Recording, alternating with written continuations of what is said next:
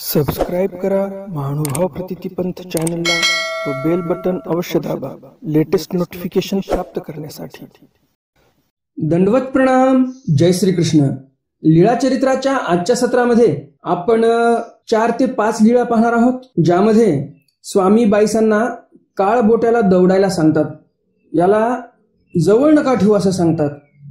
परंतु या काळ बोट्याकडे अशी कोणती जादूची छडी होती की बाईसा त्यांच्यावर प्रसन्न राहायच्या? काळबोटा दररोज चोरी करायचा तरी पण बाईसा त्यांच्यावर प्रसन्न राहायच्या। अशी काय किमया होती त्याच्याकडे, काळबोट्याकडे, हे आपण पाहणार आहोत। आणि मग शेवटी होते काय त्याचं हे तुम्हाला सविस्तर समजणारच आहे। आनो शिखा सूत्र त्यागू प्रशंसा, कालच्या सत्रामध्ये जे आपण पाहिलं, आनो अधिकार्याला गावामध्ये प्रवेश करू देत नाही, वेशीपाशी जाऊन उभा राहतो हा आनो, तोच आनो। त्याच आनोची स्वामी इथे प्रशंसा करतात। असं काय केलं नेमकं त्या आनोने की स्वामी आज त्यांची प्रशंसा करत आहेत? तिसरं चरित्र आहे भटा केस तोडा पाणी कापड बांधवणे। भटोबासांना केस तोड होतो, मग त्यावर स्वामी औषधोपचार सांगतात। काय औषधोपचार करायला पाहिजे ते सर्व सविस्तर स्वामी सांगतात। म्हाळसा दर्शना येणे, इतक्या दिवसापासून आपण पाहत आहोत, जेव्हापासून स्वामी नेवाशाला आलेले आहेत तेव्हापासून आपण पाहतोय की स्वामी विहरणाला म्हाळसेच्या मंदिरात जात आहेत। तर ती म्हाळसा जी आहे, म्हाळसा म्हणजे कोण? खंडोबाची पत्नी। खंडोबाचे जर तुम्ही फोटो पाहिले तर त्या घोड्यावर खंडोबा आणि खंडोबाची पत्नी दिसते बसलेली। तर तीच म्हाळसा स्वामींच्या दर्शनाला येत आहे। आज आपण तेही चरित्र पाहणार आहोत। आणि नाथोबा मनोरथ उपहारी क्रिया चरितार्थ करणे, नाथोबा मनोरथ करतात, मग स्वामी त्यांच्या क्रियेचं चरितार्थ करतात। हे सर्व चरित्र आपण आजच्या सत्रामध्ये पाहणार आहोत। तर व्हिडिओ शेवटपर्यंत पहा, तरच तुम्हाला सर्व चरित्र व्यवस्थित समजतील। नाहीतर मग अर्धवट जर तुम्ही व्हिडिओ पाहाल तर तुम्हाला व्यवस्थित चरित्र समजणार नाहीत। कालच्या सत्रामध्ये मी प्रश्न विचारला होता, स्वामींनी देवतेचं गारहणं हु म्हणून का ऐकून घेतलं? दुसरा प्रश्न होता, आनो आणि अधिकार्याच्या प्रसंगावरून आपल्याला काय शिकवण मिळते? या प्रश्नाचं उत्तर काय होतं नेमकं हे सर्व आपण व्हिडिओच्या शेवटी पाहणारच आहोत। नेहमीच्याच प्रमाणे तुम्हाला आजचं हे ज्ञानसत्र नक्कीच आवडणार आहे आणि त्यामुळे लगेच या व्हिडिओला लाईक करा, जास्तीत जास्त आपल्या वासनिक मंडळीपर्यंत हा व्हिडिओ शेअर करा, म्हणजे त्यांनाही या ज्ञानाचा लाभ होईल। तर जास्त उशीर न करता चला तर आज काही नवीन ज्ञानार्जन करूया। दंडवत हो। मी ईश्वरदास महानुभाव सर्वांचं स्वागत करतो आपल्या महानुभाव प्रतिपंथी या युट्यूब चॅनलमध्ये।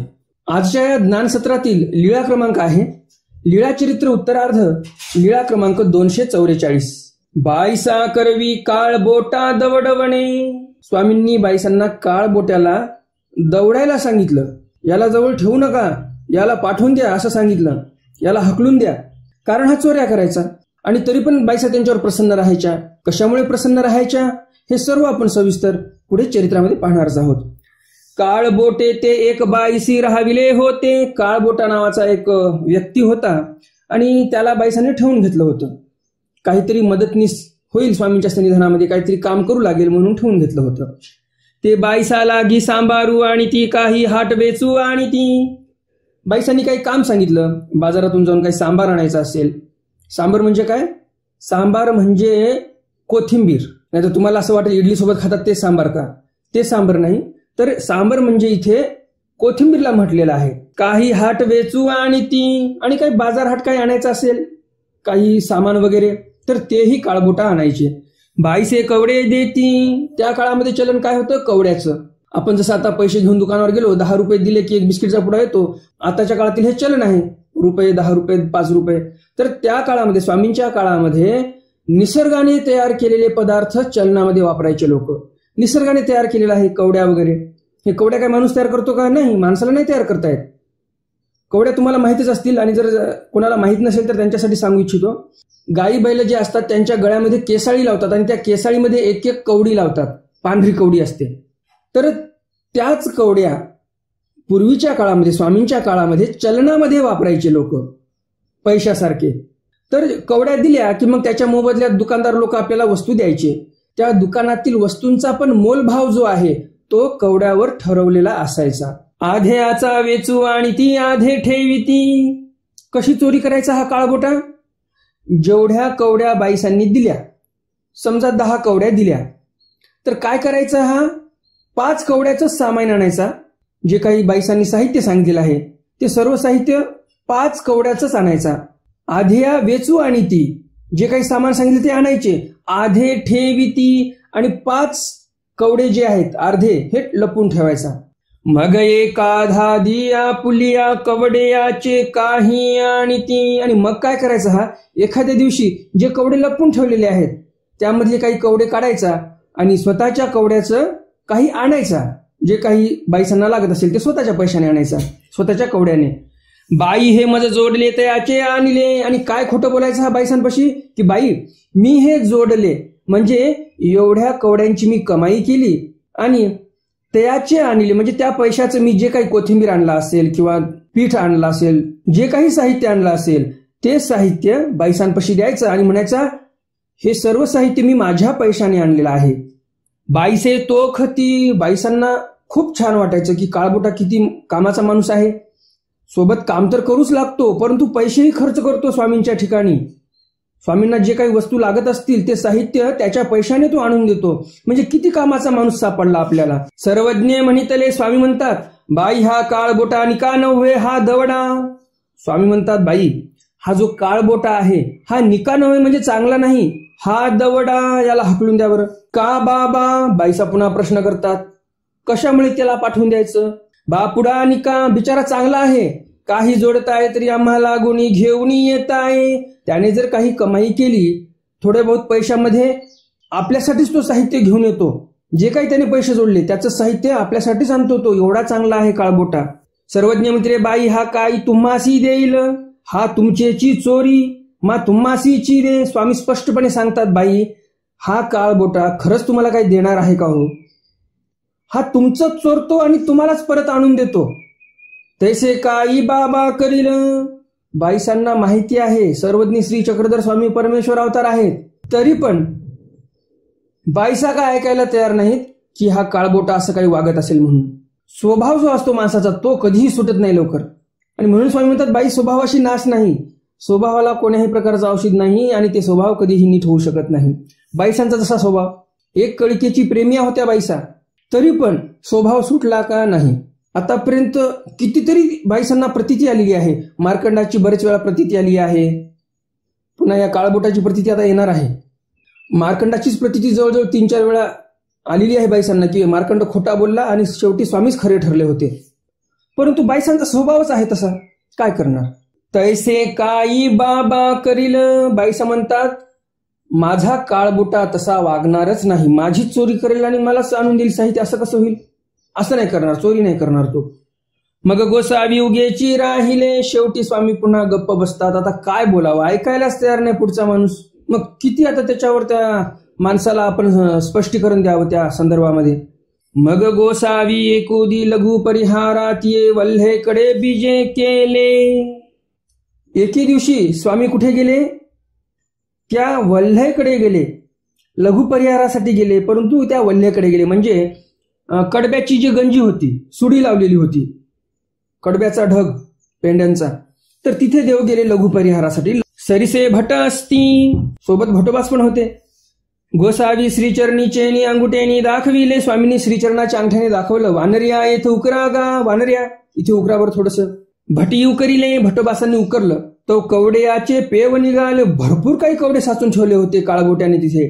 पेवच निघालं त्या याचं कवड्यांचं. मग आणि किठाई दाखविले. पुन्हा स्वामींनी दुसऱ्या ठिकाणी दाखवलं. येथ उकरा गा, स्वामी म्हणतात तिथे पण उकरा. तेथ उकरिले, तिथे भटोबासांनी पुन्हा उकरलं. तो आणि पेव निघाले, पुन्हा दुसरं पेव निघाले तिथे. मग सर्वज्ञ म्हणितले बाई हे घ्या तुमच्या काळबोट्याचे कवडे. मग स्वामी म्हणतात बाई हे घ्या तुमच्या काळबोट्याचे कवडे. दोन्ही पिशव्या बाईसाकडे घातल्या, दोन्ही पण पिशव्या बाईसांकडे देऊन टाकल्या.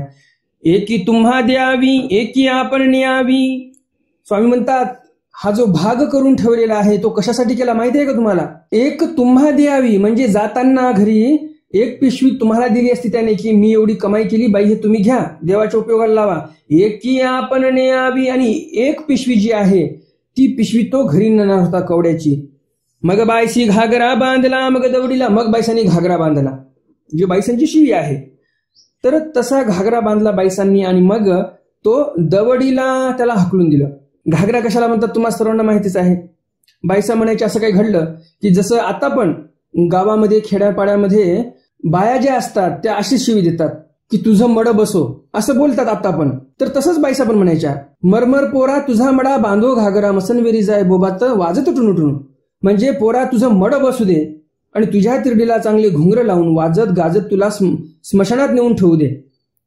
अशी एक शिवी होती बायसांची. आणि आता पण बाया बऱ्याच गावाकडे जर आपण पाहिलं तर अशी शिवी देतात की तुझं मड बसू दे म्हणतात. काही एखाद्या माणसाने पुढे काही वाईट वर्तन केलं, काही वाईट बोलला तर मग असं बोलतात आता पण. परंतु बायसांची जी शिवी होती ती जरा जास्तच लांब लचक होती, जास्त त्याच्यामध्ये वर्णन आलेलं होतं सविस्तर. तुला मेल्यानंतर काय काय करणार मी, तुझ्या मड्याला घुंगरं बांधणार, तुला स्मशानात नेऊन ठेवणार, वाजत गाजत नेणार, बरंच काही सविस्तर ते शिवी होती बायसांची. ज्याप्रमाणे एखादा कवी काव्य तयार करतो त्याप्रमाणे बायसांची शिवीमध्ये पण एक काव्य असल्यासारखं होतं. सर्व सविस्तर असं ते एक बायसांचं बोलणं होतं. अशी एक बायसांची शिवी होती. मग दौडीला अशी शिवी दिली आणि त्याला हकलून दिलं. उत्तरार्ध लीळा क्रमांक 245. अणो शिखा सूत्र त्यागू प्रशंसा. काल जो अणो वेड्यासारखा करत होता, गावामध्ये अधिकाऱ्याला येऊ देत नव्हता, वेशीपाशी थांबला होता, त्याच अणोची स्वामी इथे प्रशंसा करतात. कशामुळे प्रशंसा करतात ते समोर पाहूया. एको दिसी गोसावी औसा ते पुसले, नायका अणोनिका की मार्कंडनिका. एके दिवशी स्वामी औसांना विचारतात, नायका अणोनिका म्हणजे अणो चांगला आहे की मार्कंडनिका म्हणजे मार्कंड चांगला आहे, कोण चांगला आहे तुम्हाला काय वाटते? अणु श्रेष्ठ आहे की मार्कंड श्रेष्ठ आहे, चांगला कोण आहे असं स्वामी प्रश्न करतात औसांना. जी जी स्वामी जगन्नाथा अणोनिका नव्हे. औसा म्हणतात जी जी स्वामी जगन्नाथा हा जो अणु आहे ना तो चांगला नाही, तो चातुर्वर्णी भिक्षा करी, चारही वर्णामध्ये भिक्षा करतो तो. मार्कंडूनिका मार्कंड चांगला आहे, सर्वज्ञ म्हणितले. स्वामी म्हणतात ढोरे राखा हो नायका येथीच्या दर्शनाची चाडा. ब्राह्मणाचे सर्वस्व शिखा सूत्र सांडिले, तो अनो ओखटा मा मार्कंडू चांग, जो सदा येथ अनृत्याची बोले. मग स्वामींना येतो राग. स्वामींनी पहिल्यांदा असा शब्द वापरलेला आहे औसांना. ह्यापूर्वी शब्द असे आलेले आहेत ढोरे राखाव नायका, परंतु हा शब्द भटोबासांनी वापरलेला आहे औसांसाठी. परंतु औसांमध्ये काही परिवर्तन व्हायचं दिसतच नाही, म्हणून स्वामी पण इथे तो शब्द वापरतात की ढोरे राखाव नायका. नायका औसा तुम्ही ढोरं राखण्याच्या कामाचे आहात, जा बरं ढोरं राखा तुम्ही, काही कामाचे नाही तुम्ही. येथीच्या दर्शनाच्या चाडा, आमच्या दर्शनासाठी हा जो ब्राह्मण आहे अणु याने सर्वस्व शिखा सूत्र सांडिले. या अणोने या ब्राह्मणाने डोक्याची शेंडी काढून टाकली. शिखा म्हणजे काय? शेंडी, त्याला शिखा असं म्हणतात. आणि सूत्र म्हणजे काय? जानवं गळ्यातील. तर शिखाही सोडली त्याने, जानवही सोडलं ब्राह्मणाने या अणोने आमच्या दर्शनासाठी, आमच्या जवळ राहण्यासाठी. तो अणो ओखटा, असा तो अणो एवढा त्याग केला त्याने आमच्यासाठी, तो तुम्हाला ओखटा म्हणजे वाईट वाटतो. मा मार्कंडू चांग, तुम्हाला मार्कंड चांगला वाटतो, कमाल आहे तुमची. जो सदा येथ अनृत्याची बोले, जो सदा सर्वदा सर्व काळी, हा मार्कंड आमच्या ठिकाणी खोटच बोलतो. अनृत्य म्हणजे काय? खोटं बोलणे. हा असा खोटारडा माणूस तुम्हाला चांगला वाटतो आणि अणुसारखा माणूस ज्याने त्याग केला बराच काही त्याला तुम्ही वाईट म्हणता. आता तुम्हाला असं वाटेल की काय केलं अणूने? शेंडी कापून काढली आणि जानवं काढून टाकलं फक्त, याच्यात काय मोठी गोष्ट आहे? ज्यावेळेस आपण इतिहासाचा अभ्यास करत असतो, आता हे जे लीळा चरित्र आहे काय आहे? इतिहास घडूनच गेलेला आहे, तर हाही एक इतिहासच आहे. एवढं लक्षात ठेवा, कधी पण ज्यावेळेस आपण इतिहासाचा अभ्यास करतो त्यावेळेस आता वर्तमान काळात राहून तुम्ही त्या इतिहासाचा अभ्यास करू शकत नाही कधी पण. तुम्हाला इतिहास जर व्यवस्थितपणे अभ्यास करायचा असेल तर तुम्हाला त्या काळात जावं लागेल. आताच्या काळात जर पाहिलं तुम्ही, शेंडी काढली आणि गळ्यातील जानवं काढलं, काय मोठी गोष्ट आहे? आताच्या काळामध्ये काय मोठी गोष्ट नाही. 800 वर्षापूर्वी फार मोठी गोष्ट होती ही. कोणताही ब्राह्मण शेंडी काढत नव्हता, कोणताही ब्राह्मण गळ्यातील जानवं काढत नव्हता.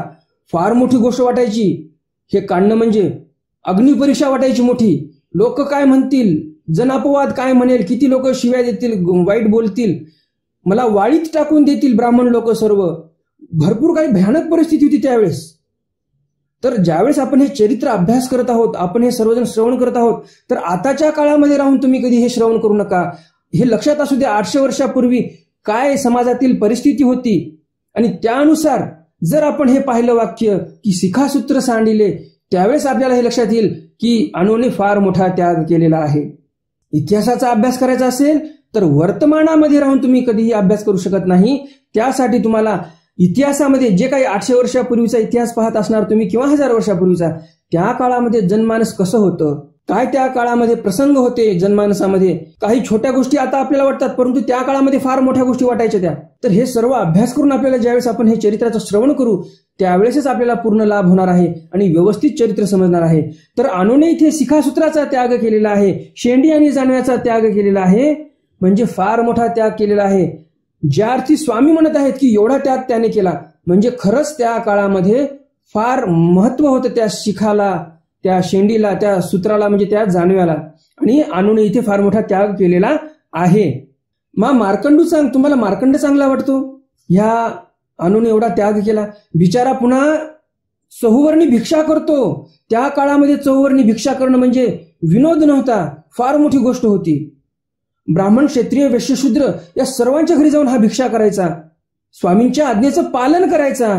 आणि औसांना हा कनिष्ठ वाटतो, चांगला नाही वाटत, वाईट आहे म्हणतो. ते निका नव्हे, काय म्हणते औसा? अणो निका नव्हे, म्हणजे अणो वाईट आहे. आणि म्हणून देवाला पण राग येते. लक्षात असू द्या, आपण जर देवासाठी काही केलं तर देव किती अभिमान घेतात हे या प्रसंगावरून लक्षात येते आपल्याला. स्वामी कधी तोंडातून वाईट शब्द न काढणारे, परंतु राग आला स्वामींना पण की माझा भक्त अणू आहे, त्या अणूने किती त्याग केला ईश्वरासाठी, माझ्यासाठी, हे मला माहिती आहे. आणि माझ्या भक्ताला ही औसा वाईट म्हणते. आणि पाहायला गेलं तर औसा पण भक्तच आहे स्वामींची, परंतु भक्ताने भक्तावर काही असं वाईट बोल लावणे, वाईट बोलणे, हेही स्वामींना खपत नाही बरं का. हेही परमेश्वर सहन करत नाहीत. आणि स्पष्टपणे देव म्हणतात, ढोरे राखा हो नायका. नायका हे औसा, तू फक्त जनावर राखण्याच्या कामाची आहेस. तू जनावर राख जाऊन रानामध्ये. तुला एवढं समजत नाही, बिचाऱ्या या अणूने किती मोठा त्याग केला, चौवर्णी भिक्षा करतो त्या काळामध्ये, विचार करा तुम्ही. आणि त्याला तुम्ही वाईट म्हणत आहात. आणि हा लबाड लांडगा, हा मार्कंड एवढा लबाड बोलतो आमच्यासोबत, सदा सर्वदा सर्व काळी हा आमच्यासोबत खोटं बोलतो. आणि हा तुम्हाला खरा वाटतो? नेणेची जी स्वामी जगन्नाथ, औसांचा डायलॉग ठरलेला. काय म्हणते औसा? नेणेची जी स्वामी जगन्नाथ. स्वामी जगन्नाथ मला माहितच नव्हतं. आता किती वेळा माहिती नव्हतं म्हणावं, काही लक्षात ठेवायला पाहिजे की नाही?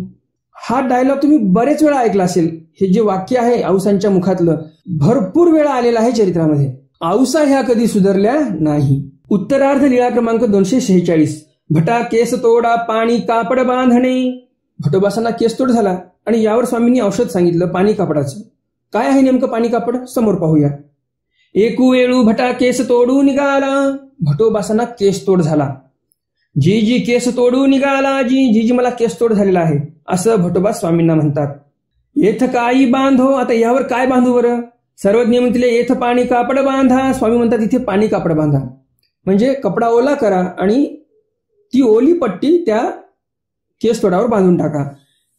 मग पाणी कापड बांधले मग गेला, स्वामींनी म्हटलं आणि लगेच भटोबासांनी पाणी कापड बांधलं. आणि मग काही काळानंतर 1-2 दिवसांनी तो जो केसतोड होता तो सर्व गेला निघून. म्हणजे ते जे जखम होणार होती पुढं, केसतोडामध्ये फार पू भरतो, रक्त निघते वगैरे वगैरे, फार त्रास असतो केसतोडाचा, तर ते सर्व नीट होऊन गेलं. काही त्रास झाला नाही भटोबासांना जास्त. उत्तरार्ध लीळा क्रमांक 247. महाळसा दर्शना येणे. महाळसा म्हणजे खंडोबाची पत्नी.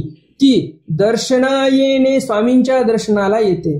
कोसाव्यांसी भीतरीला ओट्यावर आसन असे. स्वामींना आतमधल्या ओट्यावर आसन होतं. स्वामींचा मुक्काम कुठे आहे? आदित्याच्या मठामध्ये. आदित्याच्या मठामध्ये जे आतमध्ये ओटा होता त्या ओट्यावर देव बसलेले आहेत.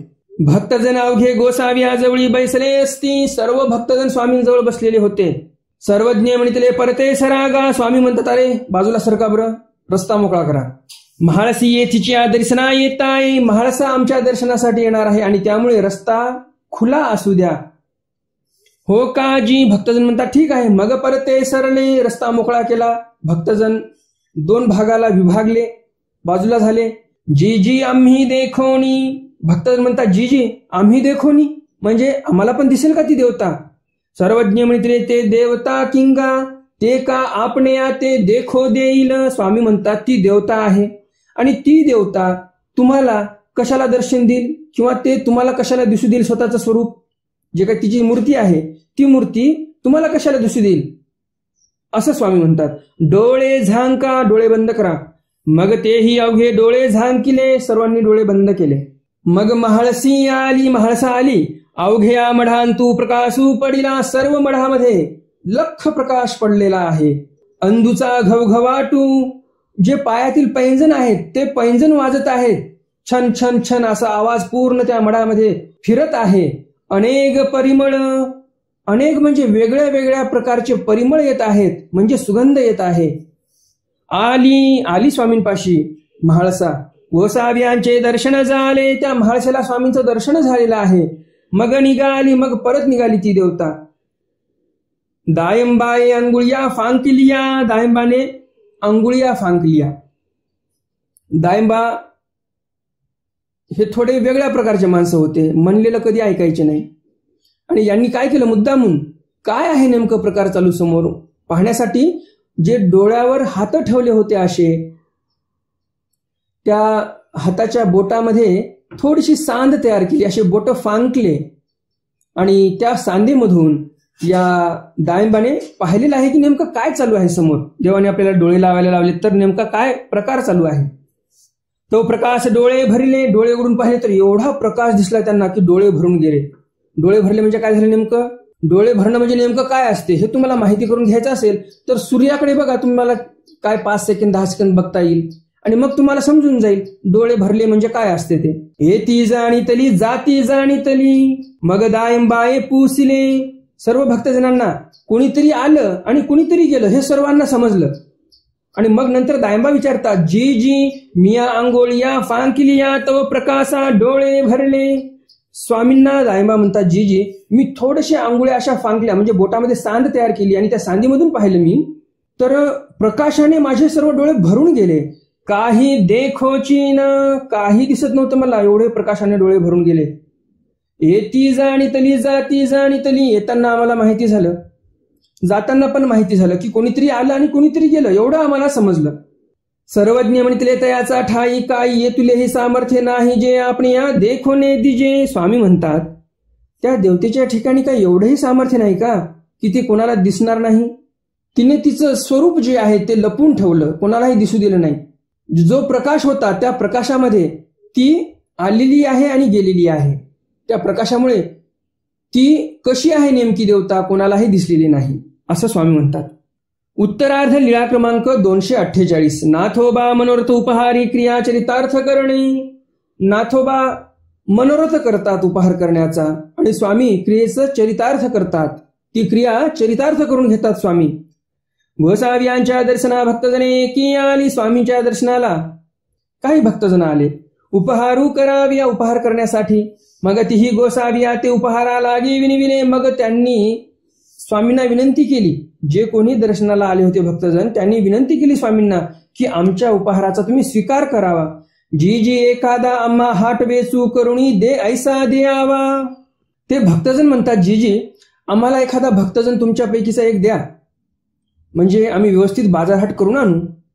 सर्वज्ञ म्हणतील मंडळी का जा. स्वामी म्हणतात मंडळीकाला, नाथोबाला की जा तुम्ही यांना बाजारहाट करून द्या. हो काजी. नाथोबा म्हणतात ठीक आहे.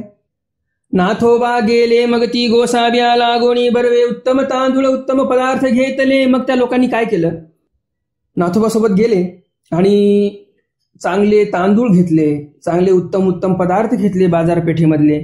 उत्तमे बरवी पूजाद्रव्ये घेतली, चांगल्या प्रकारचे उत्तम पूजाद्रव्ये घेतले. बरवा उपहारून फजविला, चांगल्या प्रकारचा उपहार तयार केला. मग गोसाव्यासी बरवी पूजा केली. मग स्वामींच्या ठिकाणी चांगली पूजा केली या सर्व भक्तजनांनी. मग नाथोबा मनोरथ करू लागले आणि मग नंतर नाथोबा मनोरथ करायला लागलेले आहेत. माते जरी काही असते तरी मी याही हुनी गोसाव्यासी बरवी पूजा करिता. नाथोबा म्हणतात माझ्याकडे जर काही पैसे असते तर मी यांच्याही पेक्षा चांगला उपहार स्वामींच्या ठिकाणी केला असता. मग गोसाव्यासी ताट झाले. मग स्वामींना ताट झालं आरोग्यासाठी तयार. भक्तजना ठाये झाले, भक्तजनासाठी ताट तयार झालं. गोसावी ताटावरी विजय केले. स्वामी ताटावर गेले. मग नाथोबा म्हणू लागले. मग नाथोबा म्हणायला लागले, हा कायसा उपहारू. माते जरी असते तरी मी याही हुनी बरवा उपहारू करिता. स्वामी समोर ताट आलेला आहे आणि त्या ताटाकडे नाथोबा पाहतात आणि म्हणतात असा कुठे उपार असतो का? माझ्याकडे जर पैसे असते तर याही पेक्षा बरवा म्हणजे उत्तम दर्जाचा उपहार मी स्वामींसाठी तयार केला असता. ऐसे मनोरथ करू लागले. अशा प्रकारे नाथोबा मनोरथ करायला लागलेले आहेत. मग सर्वज्ञ म्हणितले. मग स्वामी म्हणतात, मंडळिका तुम्ही येथ दंडवत घाला, येथोनी तुमची क्रिया चरितार्थ हो. स्वामी म्हणतात नाथोबांना, तुम्ही फक्त आमच्याजवळ येऊन दंडवत घाला, आम्ही तुमची क्रिया चरितार्थ करतो, त्या क्रियेचं पुण्य आम्ही तुम्हाला देऊन टाकतो, असं स्वामी म्हणतात. मग नाथोबाये दंडवत घातले. मग नाथोबांनी दंडवत घातलेले आहेत स्वामींपुढं. मग गोसावियांसी आरोगण झाली. मग स्वामींना आरोगणा झालेली आहे. गुळा झाला विडा झाला. स्वामींनी गुळा केला, नंतर विडा घेतला. तर अशा प्रकारे हे स्वामींचं चरित्र तुम्हाला नक्कीच आवडलं असेल. आणि अजून जर तुम्ही या व्हिडिओला लाईक केलं नसेल तर लगेच या व्हिडिओला लाईक करा. जास्तीत जास्त आपल्या वासनिक मंडळीपर्यंत हा व्हिडिओ शेअर करा, म्हणजे त्यांनाही या ज्ञानाचा लाभ होईल. आजच्या या ज्ञानसत्रातील प्रश्न आहे, स्वामी कधीही तोंडातून वाईट शब्द काढत नव्हते, परंतु स्वामींनी इथे पहिल्यांदा आऊसांना थोडंसं वेगळ्या प्रकारचे शब्द वापरलेले आहेत. ढोरे राखाव नायका देव म्हटले सरळ, तर असे वेगळ्या प्रकारचे शब्द देवानी वापरले. देव एरवी एकदम गोड बोलणारे, एकदम छान सौजन्याने बोलणारे आहेत स्वामी. स्वामी स्वतःही प्रीतीपूर्वक बोलायचे आणि भक्तजनांना पण उपदेश करायचे की प्रीतीपूर्वक बोला, महात्मेनी प्रिय वक्तेया व्हावे, हे स्वामींची शिकवण होती. परंतु असा काय प्रसंग घडला की एवढ्या मोठ्या परमेश्वर अवताराला असे शब्द वापरावे लागले, ते पण स्वतःच्या भक्ताविषयीच, की ढोरे राखाव नायका असे देव आऊसांना का बोलले? हा आजच्या सत्रातील प्रश्न आहे. सविस्तर कमेंट करा काय प्रसंग घडला होता. मी तुम्हाला जसं सविस्तर सांगितलं, तर तुम्हाला या प्रश्नाचं उत्तर काय वाटते नेमकं एका कागदावर लिहून घ्या आणि नंतर टाईप करा व्यवस्थित. तर हा आजचा प्रश्न आहे. तर आता पाहूया आपण कालच्या सत्रातील प्रश्न, त्याचं उत्तर. कालच्या सत्रामध्ये मी प्रश्न विचारला होता, स्वामींनी देवतेचं गाऱ्हाणं हू हू म्हणून का ऐकून घेतलं? हा पहिला प्रश्न होता. तर ह्यामागचं कारण असं होतं, स्वामींचा जो भक्त होता नाथोबा, नाथोबांनी एक मोठी चूक केलेली होती. नाथोबा ह्या देवतेला शिव्या देऊन आलेले होते आणि म्हणून स्वामींनी गप्प ऐकून घेतलं, काहीही देव बोलले नाही, गपचूप देवतेने जे गाऱ्हाणं केलं ते ऐकून घेतलं. किती मोठं मन आहे परमेश्वराचं, यावरून आपल्याला लक्षात येते.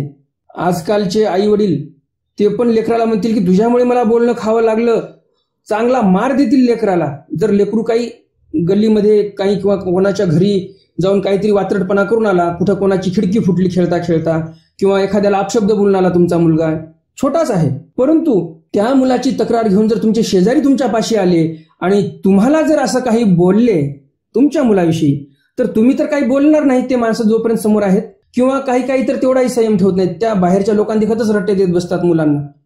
काही जण असतात त्या शेजाऱ्यांना घरी जाऊ देतात आणि मग खोलीमध्ये कोंडून चांगला चोप देतात मुलांना. परंतु परमेश्वर अवतार असून बघा, इथे आपल्याच लेकरानं गलती केली, आता बोलायचं काय? गपचूप घराणं ऐकून घेतलं आणि नाथोबांना शिक्षा पण नाही केलं, मार नाही दिला नाथोबांना स्वामींनी. तर नाथोबाला व्यवस्थित समजावून सांगितलं की आपण कधीही कोणाची ताती करू नये, कोणाला वाईट बोलू नये, हे सर्व समजावून सांगतात. ह्यापेक्षा मोठं हृदय काय असायला पाहिजे तुम्हीच सांगा. आता असू शकते ह्यापेक्षा मोठं हृदय कोणाचं? कोणाचंच नाही. ज्याप्रमाणे एखाद्या झाडाला फळं लागतात तर तेच झाड जे असते ते खाली वागते, त्या झाडाकडे फळं आहेत म्हणून ते झाड वागते. त्याचप्रमाणे जे मोठे माणसं असतात त्यांच्याकडे गुण भरपूर असतात आणि त्या गुणांमुळे ते विनम्रतेने चालतात, विनम्रतेने वागतात, सौजन्याने बोलतात, चार लोकांमध्ये सौजन्याने राहतात, कारण त्यांच्याकडे गुण आहेत. ज्या झाडाला फळच नसतात ते झाड बघा कसे सरळ चालतात, वरी एकदम ताठ राहतात. काय कामाचे तसे झाड? ज्यांच्या ठिकाणी गुण आहेत तेच लोक नम्रतेने राहू शकतात. नाहीतर अहंकाराने भरलेले लोक भरपूर काही आहेत, तर असे लोक ज्यावेळेस दिसतात, मी मोठा, मी असा, मी तसा, मी आमका, मी तमका, समजून घ्यायचं हा फक्त बोलाचाची भात आहे आणि बोलाचाची कढी आहे, काही त्याच्यामध्ये वास्तविकता नाही. तर असं हे माऊली पण फक्त आणि फक्त परमेश्वराच्याच ठिकाणी आपल्याला दिसून येते, दुसरं कुठेही दिसून येत नाही. श्रीकृष्ण महाराजांचं उदाहरण आपल्या समोर आहे. द्वारकाधीश श्रीकृष्ण भगवंत, सोन्याच्या नगरीमध्ये राहणारे, सोन्याचा राजमहल त्यांचा, एवढं राजवैभव होतं, परंतु गुणही तेवढेच मोठे होते. सुदामा सारख्या एका गरीबाचे पाय धुतात श्रीकृष्ण महाराज.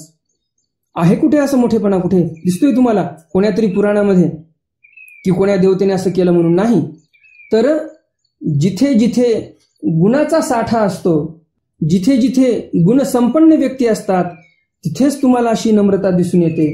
आणि म्हणून तुम्हाला मी सांगू इच्छितो, तुम्ही जर आदर्श व्यक्तिमत्व म्हणून परमेश्वर अवताराला जर ठेवत असाल तर तुमचंही जीवन जे आहे ते आदर्शवत होईल. तुमचंही जीवन एक आदर्श बनेल दुसऱ्यासाठी, जर तुम्ही आदर्श परमेश्वर अवताराला जर समोर ठेवलं तर. कारण जसं तुम्ही चिंतन करता, आता जसं आधुनिक काळातील पिढी बघा, हे एंटरटेनर जे आहेत आताचे कराचीवूडचे, कराचीवूड म्हणजे बॉलिवूड बरं का, नाही तर तुम्हाला वाटेल कराचीवूड म्हणजे पाकिस्तानमधलं का, तर ते नाही, बॉलिवूड. बॉलिवूडमध्ये सध्या सगळं उर्दू फिल्म इंडस्ट्री झालेली आहे. सर्व तिथे गीत जे असतात त्याच्यामध्ये अल्लाह असतो, खुदा असतो वगैरे वगैरे, ते असू द्या, त्याला आपलं काही घेणं नाही म्हणा. परंतु मला एवढं सांगायचं की हे जे कराचीवूड आहे, हे जे उर्दू फिल्म इंडस्ट्री आहे मुंबईची, ह्यामध्ये जे काही हे एंटरटेनर आहेत, एंटरटेनर म्हणजे कोण? हे जे सलमान खान, शाहरुख खान वगैरे, यांना हिरो नाही म्हणायचं, खरे हिरो ते नाहीत, तर ते एंटरटेनर आहेत, आपलं एंटरटेनमेंट करतात सर्वांचं. तर हे जे एंटरटेनर आहेत यांचा आदर्श आपले मुलं ठेवत आहेत आणि त्यांच्यासारखं वागण्याचा प्रयत्न करतात. अहो, मायबापाने चांगले पैसे दिले, चांगले कपडे खरेदी कर आणि घाल बाबा. हे मुलं आणि मुली काय करतात आधुनिक काळातले? गुडघ्यावर फाटलेले, मांडीवर फाटलेले, खांद्यावर फाटलेले असे कपडे आणतात आणि घालतात. आता तुम्ही सांगा, जर अशा व्यक्तींचा आदर्श तुम्ही ठेवला ह्या एंटरटेनर लोकांचा, तर असेच मुलं होणार तुमचे. परमेश्वराचा आदर्श ठेवला तर चांगले होणार तुम्ही, तुमचंही जीवन आदर्शवत होणार. दुसरे लोक पाहणार आणि म्हणणार की खरंच आदर्श घेण्यासारखं आहे या माणसाचं. तर तुम्ही अनुकरण कोणाचं करता त्यावर तुम्ही डिपेंड असता. तुमचं व्यक्तिमत्व कसं असेल, ज्याचं तुम्ही आदर्श डोळ्यासमोर ठेवता, तुम्ही हळूहळू तसेच होत असता. मग आता तुम्ही ठरवा तुम्हाला कोणाचा आदर्श समोर ठेवायचा आणि तुम्हाला कसं व्हायचं, हे तुमच्यावर अवलंबून आहे सर्वस्व. मग तुम्हाला ड्रेसची पूर्ण रक्कम चुकती करून फाटके कपडे घालायचे अंगावर की चांगले सुसभ्य माणसासारखे कपडे घालायचे, ते तुम्ही ठरवा. हा पहिला प्रश्न होता, त्याचं उत्तर मिळालं आपल्याला. दुसरा प्रश्न आहे, अणु आणि अधिकार्याच्या प्रसंगावरून आपल्याला काय शिकवण मिळते? अधिकार्या मोठा होता, अणु रस्त्यामध्ये उभा होता. अधिकार्याने संयमाने तिथे तो जो प्रसंग आहे तो हाताळलेला आहे आणि म्हणून काही वाद विवाद भांडण तंटे न होता तो प्रसंग तिथे मिटलेला आहे. त्याच्यासमोर जे समस्या होती ती समस्या मिटलेली आहे. त्याने सविस्तर चौकशी केली, चौकशी केल्यानंतर त्याला सरळ सोपा उपाय भेटला. त्याने एक निरोप पाठवला स्वामींपाशी, स्वामींपासून भट्टोबास आले, त्यांना सांगितले, देवाने बोलवलं आणि निघून गेले. तर ज्यावेळेस आपण संयम ठेवून कोण्याही समस्येकडे पाहतो तर आपल्याला लक्षात येईल त्या समस्येच्या बाजूलाच त्याचा उपायही आहे देवाने ठेवलेला. परंतु आपण रागाच्या भरामध्ये गोंधळून जातो, गोंधळाच्या त्या परिस्थितीमध्ये आपण तो जो उपाय आहे तो उपाय पाहू शकत नाही, दुर्लक्षित होतो तो उपाय आपल्याकडून. जर संयमी वृत्ती असेल आपल्याकडे तरच आपल्याला हे उपायाचे द्वार दिसू शकतात, नाहीतर ते द्वार आपल्याला दिसू शकत नाही जर आपल्याकडे संयमी वृत्ती नसेल तर. कारण गोंधळलेला माणूस कधीही योग्य निर्णय घेऊ शकत नाही. बरं, हा जो संयमितपणा मी बोलत आहे कशामुळे येतो? संयमितपणा येण्यासाठी जे आपलं मूळ अधिष्ठान आहे अध्यात्माचं ते जबरदस्त पाहिजे. तुमचं जर आध्यात्मिक अधिष्ठान जबरदस्त असेल तर तुम्ही नक्कीच संयमी होणार. कारण संयम हा फक्त अध्यात्मच देऊ शकतो. आणि हे जे आधुनिक काळातली जीवनशैली आहे, हे जर जीवनशैली तुम्ही अंगवत असाल तर तुमच्यामध्ये संयम येऊ शकत नाही. क्षुल्लक कारणावरून लोक फाशी घेत आहेत. काल परवा मी एक बातमी वाचली, दोघंही नवरा बायको डॉक्टर, तरुण दाम्पत्य. पत्नीने फोन केला डॉक्टरला क्लिनिकमध्ये, डॉक्टरने फोन उचलला नाही, कशामुळे काय माहिती, आणि माझ्या फोनला रिप्लाय दिला नाही. कदाचित काही छोटं मोठं भांडण झालं असेल सकाळी किंवा दुपारी, तर छोटं मोठं भांडण झालं, नंतर फोन उचलला नाही, तर एवढ्या याच्यावर टोकाची भूमिका घेण्याची काय गरज असते का? अक्षरशः त्या बाईने फाशी घेऊन टाकली घरी. डॉक्टरी नव्हती ती पण. डॉक्टर आले रात्री घरी, त्या बाईचा पती पाहिलं तर पत्नीने फाशी घेतलेली. मग आता काय करायचं? स्वतःही आपल्या खोलीमध्ये जाऊन त्याने फाशी घेऊन टाकली. संयमी वृत्ती नाही कोणामध्येच. एवढे टोकाची पाऊल सहज उचलून टाकतात लोक. 1972-71 सालचा दुष्काळ होता एवढा, त्या दुष्काळात लोकांनी फाशा नाही घेतल्या अशा. जुन्या काळामध्ये आध्यात्मिक अधिष्ठान होते, गावोगावी कीर्तन चालायचे, पारायण चालायचे, हे असं चालायचं. परंतु हल्ली काय झालं, देवधर्म म्हणजे निव्वळ थोतांड आहे, कर्मकांड आहे असं बोलणारे लोक झाले जास्त. आणि दारू पिणाऱ्याला कधी कोणी म्हणणार नाही की तू वाईट करतोयस. हे जेवढे काही तथाकथित लिबरल्स लोक आहेत सो कॉल्ड प्रोग्रेसिव्ह लोक हे फक्त अध्यात्मावर बोटं ठेवणार, अध्यात्मावर टीका करणार आणि स्वतः मात्र धाब्यावर जाऊन पार्ट्या करणार, ओल्या पार्ट्या, दारू पिणार, हे करणार ते करणार, एकटं ते पिणार, सोबत 10-15 लोक घेऊन जाऊन पिणार तिथे. मग तुम्ही सांगा, मंदिरामध्ये जाऊन दर्शन घेतलेलं बरं की असं या सो कॉल्ड प्रोग्रेसिव्ह लोकांच्या मागे धावलेलं बरं, जे काही तथाकथित स्वतःला पुरोगामी लोक म्हणून घेतात. ह्या लोकांच्या मागे धावण्यापेक्षा मंदिरात गेलेलं कधीही बरंच आहे. परंतु काय झालं, आपली नवीन पिढी जी आहे ती नवीन पिढी यांच्या मागे वेडी झालेली आहे. मायबापाचं कोणी ऐकत नाही, मायबापांचे स्टेटस कोणी ठेवणार नाही, परंतु राजकारणी लोकांचं स्टेटस ठेवतात. अशी परिस्थिती बिकट झालेली आहे. तर या अधिकार्याच्या प्रसंगावरून आपल्याला हे लक्षात येते की संयमी वृत्ती जर ठेवली आपण तर मोठ्या मोठ्या समस्या आपण चुटकी सरीशी समाप्त करू शकतो. आणि या धकाधकीच्या जीवनामध्ये हा जो भौतिक वाद वाढलेला आहे, या काळामध्ये पण तुमची अध्यात्मामध्ये रुची आहे हे पाहून खूप आनंद होतो. तर ज्याप्रमाणे तुम्ही कालच्या सत्रातील प्रश्नाचं बरोबर उत्तर दिलं, त्याचप्रमाणे तुम्ही आजच्याही सत्रातील प्रश्नाचं बरोबर उत्तर देणार अशी मला अपेक्षा आहे. तर लवकरात लवकर कमेंट करा, मी तुमच्या उत्तराची वाट पाहत आहे. तर भेटूया उद्याच्या सत्रामध्ये स्वामींच्या काही नवीन चरित्रासह, ज्यामध्ये तुम्हाला येळोर मांगळोर म्हणवणे हे चरित्र पाहायला मिळणार आहे. आता हे येळोर मांगळोर म्हणजे काय, फार मोठा प्रश्न आहे. काय आहे नेमकं, तर हे आपण उद्याच्या सत्रामध्ये पाहणार आहोत.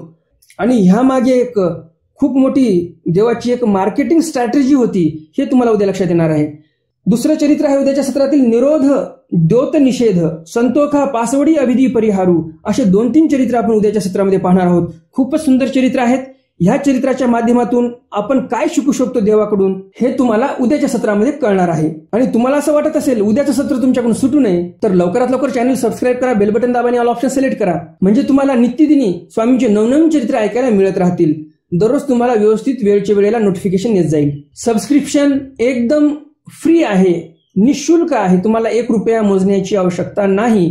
तर लवकरात लवकर चॅनल सबस्क्राईब करा, म्हणजे तुम्हाला दररोज नित्यनेमाने देवाचे चरित्र ऐकायला मिळत राहतील. तर भेटूया उद्याच्या सत्रामध्ये स्वामींच्या काही नवीन चरित्रासह. तोपर्यंत दंडवत प्रणाम. जय श्रीकृष्ण. दंडवत